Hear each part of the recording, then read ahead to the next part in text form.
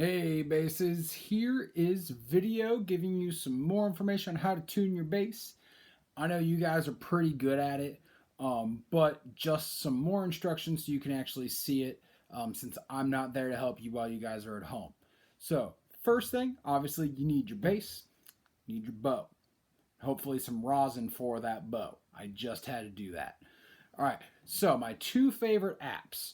My absolute favorite is called Tuner Lite by Piascore. My second favorite is called Ins Tuner Free. Ins Tuner is just the word instrument and tuner smashed together. Um, so the reason why I like one more than the other, I prefer Tuner Lite by Piascore because it's a little bit more exact. That's the one you've seen me use in class whenever I tune you guys, and I'm not just using the sound coming out of the TV. And the only problem with it is it sometimes a little glitchy. After you open it, you have to press a button that looks like a tuning fork. Actually, I will show you real quick because I have it open right here. Looks like this. So this one right here is the one that looks like a tuning fork. When you push it, it starts listening and it's trying to tell you what note all of my words are. Sometimes you'll notice that the needle will stop moving and it stops listening. If that happens, it's just glitched out a little bit. Just hit that tuning fork again, turn it off, hit it again, turn it back on. Usually works just fine after that.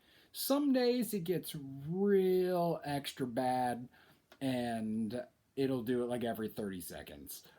If that happens, just shut down the app, start it up again. Sometimes that helps. If not, that's when you can switch to the Ins Tuner. That one is less exact, but it's super user friendly. It's real smooth. But like I said, it's not as exact. That's why I personally don't use it. And I know a lot of other teachers that prefer the Tuner Lite. All right. So when you go to tune, easier for you guys than any other instrument. I saved this video for last. I made all the other ones first because like, you know what? They've got it harder. You've got it easier. Let's save the best for last. So all you've got are your pegs, which they're really what we call machine heads. If you play guitar or bass guitar, it's the same thing on there. The reason why we call them differently is because they're not truly pegs. They just kind of look like them. They're really fine tuners, but for the bass, but we'll call them your pegs. You want to make sure that you know which one attaches to which string. If you're ever not quite sure, just take a look at it, put a finger on the string, trace it all the way up, and figure out which one it is wrapped around. It's that simple. Now, you want to make sure when you go to tune, use your bow. Because if you pluck, it won't give you the truest pitch for that string. Because, listen. It starts out, and then it calms down, and it starts out slightly higher than the pitch, and then goes slightly lower than the pitch. Using the bow will be more exact. We want to make sure that you use long bow. So you don't want to go like... We don't want to do that. We want to use half note bows. Also make sure this is a great time to practice your bow hold. So making sure that your pinky is curled around, your thumb is in the middle, your thumb is bent. Remember I did tell you guys, you are actually the only instrument allowed to put your thumb in the hole if it makes your life easier. I personally put it here. That's where most bass players do, but a professional bass player once told me you can put it in the hole, and he's a professional. I'm not going to argue with him. Not just because I go golfing with him sometimes and he says mean things to me. All right, so moving on. When you use your bow, you want to use the half note bows. And as you bow, you want to look at the tuner and you want to go ahead and put your hand on the peg. I have to make that G slightly higher. So since I need to go higher, I took the peg and I turned it righty-tighty, which is clockwise, to make it higher. If I needed to go lower, I would turn it counterclockwise, which is lefty-loosey. So if you have your bass up in playing position, think turn away from you to make it higher, turns toward you to make it lower. Or, if you can't figure out which it is, just turn a direction, and if it sounds good, you're good. If it sounds worse, you went the wrong way. All right, now, G string was already pretty close to in tune. I purposely made the D string really out of tune. Take a listen to this.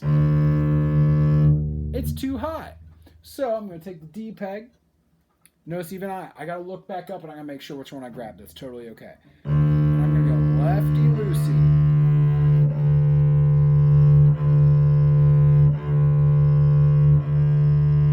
Until I get a green light on the tuner. That's what I forgot to say.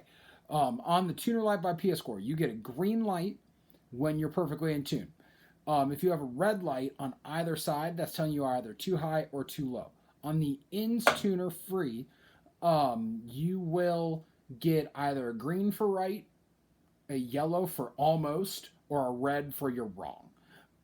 Now, if you ever have it say a note that is not the right note, like say you know you're playing your D string and it's saying you're playing like an F, then you got to figure out on your own, is it too high or too low? If your D string's playing an F, it's probably the one that's too high and you just want to go lower until it sounds right. All right, so now let's go to the A string. Now, most times in class, we always start with A, and then we go through the same order that all the other instruments do. We go A, then D, then G, then E. It's totally okay. You guys are the only ones that get permission to do this, just to start on G and just go on down. Everyone else should start on A. Basses, you can do it different because your instrument is different. Now I'm going to play the A string. Wow, that's too low. Let's get that fine tuner. It's that one. We're going to turn it up. Green means go. I'm done. And E. Would you look at that? It was already in tune. All right. That's all you guys got to do. You've got the easiest job to tune, so no excuses. Make sure your bass is in tune before you go to play a song, because otherwise, if you play a note wrong and it sounds bad and your parents holler out, why does that sound like an out-of-tune cow? Then, if your bass is out of tune, it could be your bass's fault. But if your bass is in tune, that means it's your fault. And that might sound like not a good thing to you, but it's good for learning. So, all right, watch out for more videos from me in the future. They're going to include actual songs to play, not just learning how to tune. But obviously, we got to learn how to tune before we can learn how to play any of our other songs. And by learn how to play, I mean keep doing the same ones we were doing. I might add in a couple others just for fun, but it's going to be mostly working on the music that you already have. So, all right, good work, basses. Wash your hands. Stay away from people. Those two things we should always do anyway. People are awful and germs are gross. So wash your hands, stay away from people, maybe hug a dog or a cat because they can't get COVID-19. And I will see you guys later.